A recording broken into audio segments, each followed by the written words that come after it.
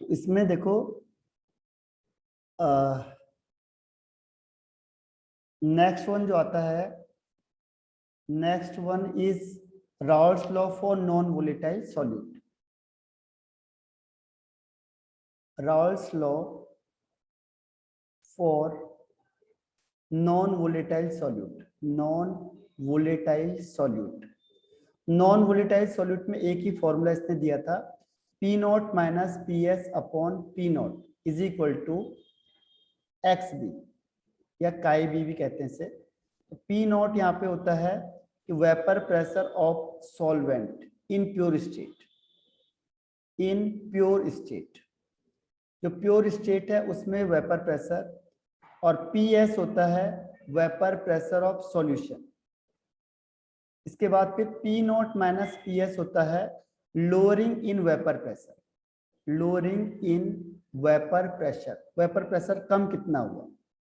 और P nought minus P S upon P nought होता है relative lowering in vapour pressure. Relative lowering in vapour pressure, यानी जो vapour pressure है उसमें कितना कम हुआ।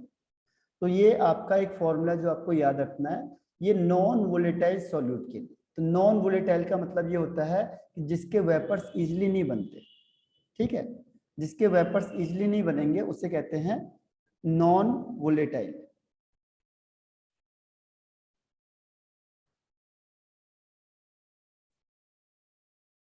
ये समझ में आया आपको? इसमें फॉर्मूला या डेरिवेशन में करवा नहीं रहा हूं आपको, इसमें फॉर्मूला यूज होगा ज्यादातर, क्योंकि जो फॉर्मूला है वही आपका आएगा। यानी इसमें से न्यूमेरिकल क्वेश्चन की पॉसिबिलिटी 101% है, तो इससे न्यूमेरिकल आने ही आने किसी भी हालत में। तो इसीलिए न्यूमेरिकल की तैयारी इसमें ज्यादा करनी है आपने। तो इसके सारे मैं न्यूमेरिकल भी करवाऊंगा आपको, एनसीईआरटी वाले भी।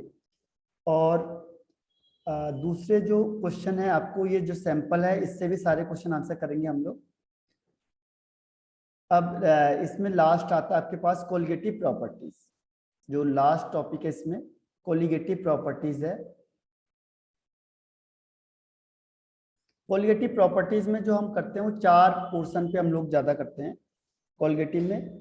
कोलिगेटिव प्रॉपर्टी किसे कहते हैं? जो नंबर ऑफ पार्टिकल या number of moles, number of particle पे solute particle, number of solute particle या नंबर ऑफ सॉल्यूट के जो मोल्स हैं उस पर डिपेंड करता है। इसे कहते हैं कोलिगेटिव प्रॉपर्टीज। ये नेचर पे डिपेंड नहीं करता, नेचर से इसका कोई मतलब नहीं है। ये ऐसी है जैसे हमारी कंट्री है डेमोक्रेटिक कंट्री, तो इसमें वोट पे डिपेंड करता है, जिसके ज्यादा वोट पड़ेंगे वो जीत जाएगा, ठीक है। अब ये डिपेंड नहीं करता कि वो वोट सीएम ने दिया, पीएम ने दिया, प्रेसिडेंट ने दिया, यहाँ पे इसकी कोई वैल्यू नहीं है। हर एक की एक वैल्यू है, ठीक है। कोई भी जो वोट डालेगा, चाहे वो सीएम डालेगा, चाहे वो पीएम डालेगा, चाहे वो प्रेसिडेंट डालेगा, या चाहे वो एक फार्मर डालेगा, ठीक है। कोई भी पर्सन अगर एक वोट डालता है तो उसकी कीमत 1 वोट होती है। तो यहाँ पे क्या है, नेचर से हमारा कोई मतलब नहीं है, इसको नेचर से कोई मतलब नहीं है। इसको किससे मतलब है? क्वांटिटी से, नंबर ऑफ सॉल्यूट पार्टिकल से, नंबर ऑफ वोट से मतलब है, ठीक है। तो इसीलिए इसे हम कहते हैं डेमोक्रेटिक प्रॉपर्टीज भी कहते हैं। इसे कहते हैं डेमोक्रेटिक प्रॉपर्टीज या कोलिगेटिव प्रॉपर्टी। तो ध्यान रखना, कोलिगेटिव प्रॉपर्टीज है जो वो नंबर ऑफ पार्टिकल पे या नंबर ऑफ मोल्स पे डिपेंड करती है, क्वालिटी पे या नेचर पे उसका कोई भी फोकस नहीं है। और ये वोट की तरह है, तो इसलिए हम इसको डेमोक्रेटिक प्रॉपर्टीज भी कहते हैं, ठीक है। तो इसमें से न्यूमेरिकल क्वेश्चन में से कोलिगेटिव प्रॉपर्टी से ही क्वेश्चन ज्यादा पूछे हुए। न्यूमेरिकल में जो कोलिगेटिव प्रॉपर्टीज है उससे सबसे ज्यादा क्वेश्चन बोर्ड में पूछे हुए हैं। तो इसमें पहला जो रूल आता है आपका, इसमें 2 कंडीशन होती है। पहली कंडीशन है कि जो सॉल्यूट होना चाहिए वो कैसा होना चाहिए? नॉन इलेक्ट्रोलाइट होना चाहिए। नॉन इलेक्ट्रोलाइट, नॉन इलेक्ट्रोलाइट, ठीक है। नॉन इलेक्ट्रोलाइटिक या नॉन आयनिक होना चाहिए, आयन वाला नहीं होना चाहिए, क्योंकि आयनिक के लिए ये फॉर्मूला यूज नहीं होता, ठीक है। ये ध्यान रखना है। और यहीं पे क्वेश्चन आता है, इसके आगे आता है वेंट ऑफ फैक्टर। तो अब की बार उसे हटा दिया, लेकिन मेरे ख्याल से क्वेश्चन देंगे ये लोग जरूर, ठीक है, क्योंकि इसका जो कॉम्प्लिकेटेड क्वेश्चन बनता है वो वेंट ऑफ फैक्टर से ही बनता है। तो इसके क्वेश्चन आए थे, लेकिन वो वेंट ऑफ फैक्टर के बेस पे थे। अगर आप प्रीवियस ईयर के 10 ईयर के क्वेश्चन उठा के देखोगे तो आपको सारे क्वेश्चन इसी के मिलेंगे, लेकिन उसमें वेंट ऑफ फैक्टर भी दिया होता है आई, ठीक है। तो इसको हम आई आगे इंक्लूड करेंगे, हालांकि इसने कोर्स से हटा दिया है आई को, लेकिन एक ना एक क्वेश्चन इस पर जरूर दे देंगे इसमें। तो ये ध्यान रखना, आई कब लगेगा, जब आयनिक कंपाउंड होगा, ठीक है। इसीलिए उन्होंने कोर्स से हटा दिया, यानी कि आपको अब जो भी क्वेश्चन न्यूमेरिकल का होगा वो नॉन आयनिक होगा, जैसे ग्लूकोज हो गया जिसमें कोई चार्ज नहीं है, जैसे सुक्रोज हो गया जिसमें कोई चार्ज नहीं है, ठीक है। जिसमें कोई भी चार्ज नहीं है ऐसे वाले कंपाउंड ही आपको देंगे, ठीक है। जिसमें कोई चार्ज जनरेट हो जाएगा, जैसे NaCl है, ये कभी नहीं आएगा, Na2CO3 ये कभी नहीं आएगा। ऐसे कंपाउंड नहीं आएंगे जो आयनिक है, जो आयंस में टूट रहे हैं, इसके लिए ये वाला जो लॉ दे रहे हैं वो एप्लीकेबल नहीं होता है। इसीलिए ध्यान रखना कि नॉन आयनिक या नॉन इलेक्ट्रोलाइटिक होना चाहिए। अगर आयनिक दे दिया तो उसका आंसर चेंज हो जाता है और उसके लिए लगता है वेंट ऑफ फैक्टर। तो यही क्वेश्चन ये प्रीवियस 5 to 10 ईयर्स में यही क्वेश्चन आपको मिलेगा। अगर आप चेक करके देखो एक बार तो आपको वेंट ऑफ फैक्टर का ही क्वेश्चन मिलेगा। अगर उसमें सॉल्यूशन होगा तो आप देखोगे आई की वैल्यू भी उसमें इन्वॉल्व हो रही होगी, ठीक है।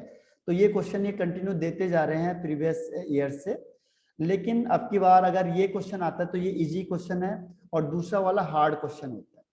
जो वेंट ऑफ फैक्टर वाला था वो सबसे हार्ड क्वेश्चन होता है और जो ये नॉर्मल वाला ये इजी होता है, ठीक है। लेकिन हम लोग दोनों की प्रिपेयर करेंगे क्योंकि कोई भी क्वेश्चन आ जाए तो उसे कैसे सॉल्व करना है। तो इसमें पहला हम, और दूसरा ये डाइल्यूट सॉल्यूशन के लिए होता है, डाइल्यूट सॉल्यूशन होना चाहिए। तो दो कंडीशन है इसमें। अब पहला पॉइंट वही आता है जो हमने अभी पढ़ा था, relative lowering in vapour pressure. Relative lowering in vapour pressure, उसके लिए फॉर्मूला वही आएगा P0 minus PS upon P0 is equal to XB। लेकिन अब इसको एक्सटेंड कर देते हैं, ये number of moles of B का मतलब होता है सॉल्यूट, तो number of moles of A plus B, और इसको सिंप्लीफाई करके वो कर देते हैं WB into MA upon WA into MB, ठीक है। तो ये इसका फॉर्मूला जो यूज होता है फाइनली वो ये वाला फॉर्मूला इसका यूज होगा, ठीक है। तो ये ध्यान रखना है, relative lowering in vapour pressure के लिए हम ये वाला फॉर्मूला यूज करेंगे। और इसमें दो कंडीशन होती है, एक होता है डाइल्यूट के लिए और एक होता है कंसंट्रेट के लिए। ये वाला थोड़ा सा एक्सेप्शनल होता है जो कंसंट्रेशन को शो करता है, उसमें यहाँ पे PS आ जाता है बस, बाकी पूरा फॉर्मूला सेम होता है। तो आपको यहाँ पे फॉर्मूला याद करना है, P यहाँ पे PS आ जाएगा बस। PS होता है वेपर प्रेशर ऑफ सॉल्यूशन का, WB इंटू MA। इसको एक अलग नोटबुक में लिख लो सारे फॉर्मूले को और रिपीट करते जाओ बार बार। जब भी आप क्वेश्चन आंसर करोगे तो आपको हैबिट हो जाएगी और क्वेश्चन लगातार करने से क्या होगा, ये फॉर्मूला आपको लर्न हो जाएगा। रिपीट करते जाओ बस, रिपीट करने से चीजें याद हो जाती हैं। मैं देखो कई बार रिपीट करता हूँ तो याद हो जाते सारे, मुझे सारे चैप्टर के सारे टॉपिक शुरू से लेकर लास्ट तक याद होंगे सारे। रीजन क्या है कि उसे रिपीट करते जाओ, रिपीटिशन जितना ज्यादा करोगे ऑटोमेटिकली आपको याद हो जाएगा। इवन कई बार क्वेश्चन भी याद हो जाता है कि क्वेश्चन इतने पेज नंबर पे ये वाला क्वेश्चन है, या ये वाला क्वेश्चन इतने ईयर में आपके बोर्ड में पूछा हुआ क्वेश्चन है, चाहे वो CBSE हो चाहे वो ICSE हो। तो उससे क्या होता है, रिपीटिशन से चीजें याद हो जाती है, आपकी माइंड की जो मेमोरी पावर है वो इंक्रीज होगी। लेकिन स्टार्टिंग में आपको रिपीट करना पड़ेगा 2, 3, 4 टाइम्स को, ठीक है। तो 2-3 बार इस चैप्टर को रिवाइज करोगे तो आपको बिल्कुल एक्यूरेट आपके दिमाग में फिट हो जाएगा, फिर आप भूल नहीं सकते उसे। तो ये है इसका पहला पॉइंट। सेकंड आता है इसमें elevation in boiling point, elevation in boiling point. तो इसमें ध्यान रखना बॉइलिंग पॉइंट हर हमेशा सॉल्यूशन का ज्यादा होगा। सॉल्यूशन का बॉइलिंग पॉइंट ज्यादा होता है किससे, सॉल्वेंट से, पानी से हर हमेशा। अगर आप वाटर को लोगे तो वाटर के कंपैरिजन में जो सॉल्यूशन होता है उसका बॉइलिंग पॉइंट हर हमेशा ज्यादा होता है। यानी अगर आपने वाटर का आपके पास 100 डिग्री सेल्सियस पे बॉयल हो रहा है, अगर आपने वाटर में कुछ भी मिला दिया, A to Z कुछ भी मिला दो आप, ठीक है, इम्प्योरिटी मिला दिया आपने, जैसे मैंने कहा कुछ मिला दिया, NaCl मिला दिया आपने, या कुछ सैंड मिला दिया आपने, कुछ भी ले लो आप XYZ, तो इसका बॉइलिंग पॉइंट बढ़ जाएगा। अगर आपने 1 मोल मिलाया सपोज, तो सपोज करो ये 1.5 डिग्री सेल्सियस हो जाएगा। आपने 2 मोल मिलाया तो इस अकॉर्डिंग बढ़ता चला जाएगा, ठीक है। तो ये क्या होता है कि जैसे आप कुछ चीज को मिलाओगे किसमें, वाटर में, तो उसका बॉइलिंग पॉइंट क्या होगा, हर हमेशा इंक्रीज हो जाता है, ठीक है। तो बॉइलिंग पॉइंट इंक्रीज हो जाएगा किसका, सॉल्यूशन का सॉल्वेंट के कंपैरिजन। इसीलिए इसको कहते हैं elevation in boiling point. Elevation का मतलब इंक्रीज होना। तो जब भी आप किसी सॉल्वेंट में क्या करते हो, सॉल्यूट को मिलाओगे, तो उसका बॉइलिंग पॉइंट हर हमेशा इंक्रीज होगा। इसके लिए फॉर्मूला क्या होता है, del TB, B for boiling point. Del का मतलब चेंज कितना हुआ, तो सॉल्यूशन का बॉइलिंग पॉइंट ज्यादा होता है तो ये होगा सॉल्यूशन का बॉइलिंग पॉइंट माइनस सॉल्वेंट का बॉइलिंग पॉइंट, यानी आंसर आपका प्लस में आना चाहिए, माइनस में नहीं आना चाहिए। इसीलिए सॉल्यूशन का बॉइलिंग पॉइंट हो जाएगा और ये वाटर का बॉइलिंग पॉइंट या सॉल्वेंट का बॉइलिंग पॉइंट हो जाएगा। एक फॉर्मूला आपको ये याद रखना है। दूसरा फॉर्मूला होता है इसमें TB is equal to KB into M, molarity. और केवी इंटू मोलैरिटी की जगह पे हम लिख देते हैं W B into 1000 upon M B into W A. A for solvent और बी फॉर सॉल्यूट, ठीक है। डब्ल्यू का मतलब तो वेट हो गया और एम का मतलब हो गया मोलर मास। तो यहाँ पे मोलर मास किसका निकालना है, सॉल्यूट का निकालना है। तो इनमें से सारी वैल्यू गिवन होगी, एक वैल्यू मिसिंग होती है बस। लेकिन कुछ एक आध टेक्निकल क्वेश्चन है जो पूछे हुए हैं आपके, वो मैं आपको बताऊंगा कि वो कैसे कहाँ पे अफेक्ट करेगा, ठीक है। थोड़ा सा लैंग्वेज चेंज कर देता हूँ, तो जैसे ही लैंग्वेज चेंज करेगा आपको इसमें दिक्कत आएगी और आपको ये लगेगा कि क्वेश्चन हमें नहीं बताया हुआ, ये हमने नहीं पढ़ा है क्वेश्चन को। लेकिन क्वेश्चन सिंपल होता है, उसमें लैंग्वेज चेंज कर देता है और लैंग्वेज में आप लोग क्या करते हो, कई बार मिस्टेक कर देते हो। तो आपको लैंग्वेज का ध्यान रखना है कि बोर्ड में क्वेश्चन को कैसे लैंग्वेज चेंज करके दे सकता है वो आपको, ठीक है। तो जैसे मैं अभी क्वेश्चन आंसर बताऊंगा तो आपको मैं उसमें बताऊंगा कि वो लैंग्वेज कैसे चेंज करता है जिससे आप लोग वहां पे कंफ्यूज हो जाओ। और लैंग्वेज के लिए मैंने आपको बताया केवल 15 टू केमिस्ट्री में ज्यादा नहीं होता, 15% हाई लेवल के क्वेश्चन होते हैं बस। यानी 80 मार्क्स आप आराम से ला सकते हो। 80% से क्वेश्चन इजी और एवरेज लेवल के होते हैं, केवल 15 टू 20% होता है जो हाई लेवल का क्वेश्चन होता है बस। इसीलिए जो केमिस्ट्री हो स्कोरिंग सब्जेक्ट बोलते हैं हम उसको, तो इसका मेन रीजन यही होता है। तो यहाँ तक ये आपको फॉर्मूले याद करने तीनों के। के बी होता है, जो के बी मोलर एलिवेशन कांस्टेंट होता है, इसका होता है 1 पॉइंट, इसकी वैल्यू सपोज कुछ भी दे दी उसने 1.6 किलो केजी पर मोल। तो एक बार बोर्ड में ये क्वेश्चन पूछ लिया था कि बताओ इसका मतलब क्या हुआ, what do you mean by this, ठीक है। ऐसे क्वेश्चन दे देता हूँ। अब चीजें तो आपने पढ़ ली है कि के बी क्या हो गया, इसकी वैल्यू ये क्या हो गया, लेकिन उसने बोला कि के बी की वैल्यू दे दी आपको यहाँ पर, बोला बताओ इसका मीनिंग क्या हुआ, इससे आप क्या समझ रहे, ठीक है, इससे क्या मतलब है। तो आपको अब ध्यान में नहीं आ रहा होगा कि हम क्या मतलब बताएं इसको, ठीक। तो यही क्वेश्चन होता है कि जब आप बोर्ड में जाते हो तो बोर्ड में जाने पे क्या होता है कि चीजों को थोड़ा सा क्वेश्चन को लैंग्वेज चेंज कर देता है, और लैंग्वेज चेंज करने से हम लोग क्या करते हैं, मिस कर जाते हैं और हमें लगता है क्वेश्चन डिफरेंट आ गया है, क्वेश्चन अलग हटके पूछ लिया।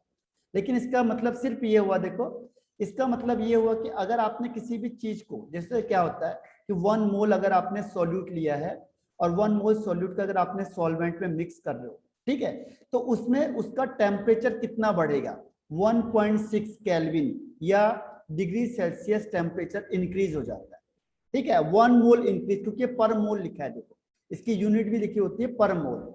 यानी 1 मोल अगर आपने सॉल्यूट को ऐड किया है सॉल्वेंट में, ठीक है, 1 केजी सॉल्वेंट में, तो जो सॉल्यूशन होता है उसका बॉइलिंग पॉइंट कितना बढ़ जाएगा, इसका बॉइलिंग पॉइंट बढ़ जाता है 1.6 केल्विन या डिग्री सेल्सियस। बस इसका यही मीनिंग है।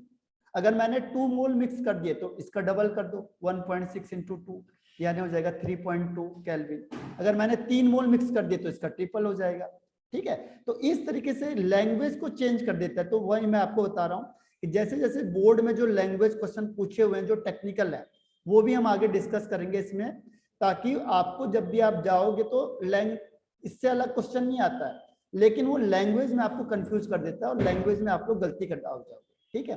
तो इसीलिए ध्यान रखना कि बेसिक इंफॉर्मेशन के बाद हम लोग उस चीज को भी पढ़ेंगे जो लैंग्वेज चेंज किया जा सकता है, ठीक है। ऐसे ही वो के एफ में क्वेश्चन पूछ देता है कि के एफ की वैल्यू क्या होगी अगर 1 पॉइंट समथिंग हो गई, तो 1.3 हो गई, किलो केजी पर मोल हो गई, ठीक है।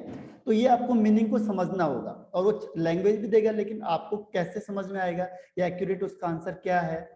तो ये सारे के सारे पॉइंट हम इसके आगे डिस्कस करेंगे।